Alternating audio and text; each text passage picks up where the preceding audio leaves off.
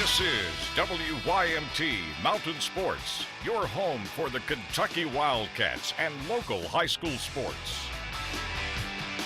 We are less than 2 hours away from the first round of the 2015 NFL Draft in Chicago, so let's look at the latest projected top 10 picks. This is the top 10 as projected by Pete Prisco of CBS Sports. Jameis Winston at number 1 to Tampa Bay, Marcus Mariota at 2 to the Tennessee Titans, USC defensive tackle Leonard Williams at 3, Florida linebacker Dante Fowler Jr. 4th to the Raiders. Look at number 6, Kentucky linebacker Alvin Bud Dupree. More on that in a second. 2 more SEC players at 7 and 8, Alabama wide receiver Amari Cooper and Georgia running back Todd Gurley. Prisco projects the Cincinnati Bengals to draft wide receiver Dorial Green-Beckham with pick number 21, who has a history of off-field issues. Now back to Dupree. He is expected to join a short list of Kentucky football players to be drafted in the first round, a list that includes just 6 players. The last Wildcat to go in round 1 was defensive lineman Dwayne Robertson at number 4 in 2003. Of course, Leslie County native Tim Couch taken number 1 overall in 1999. Several players in the late 70s, including 2 players in 1977, Warren Bryant and Randy Burke. The Billy Donovan era at the University of Florida appears to be over. Multiple sources telling CBS Sports that the 2-time national champion will leave Gainesville for Oklahoma City and the Thunder. Donovan spent 19 years at Florida after spending 2 with Marshall.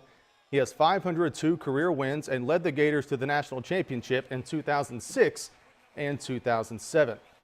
A third Knott County Central basketball player signing his letter of intent this afternoon to play college athletics. Forward Simon Christon signing to play with the Transylvania Pioneers in Lexington. Christon averaged 6.5 points, 5 rebounds during his senior season, and says he is thankful for the opportunity before him at the next level. I've accomplished something that God's put in my life and that God's provided for me, and me and my family's prayed a lot about the decision, and we felt like He would lead me to where He wants me to go, and I'm just glad to be able to accomplish something that He set out before me, really. I love Coach Lane and all the coaching staff there. I got a couple friends that's going there as well, and when me and my family was talking about it, we wanted to choose a school that I'd know for sure when I graduated in 4 years that I'd be able to get a job as soon as I got out. The winningest high school football coach in the Commonwealth made a stop in Hazard this afternoon to promote his book.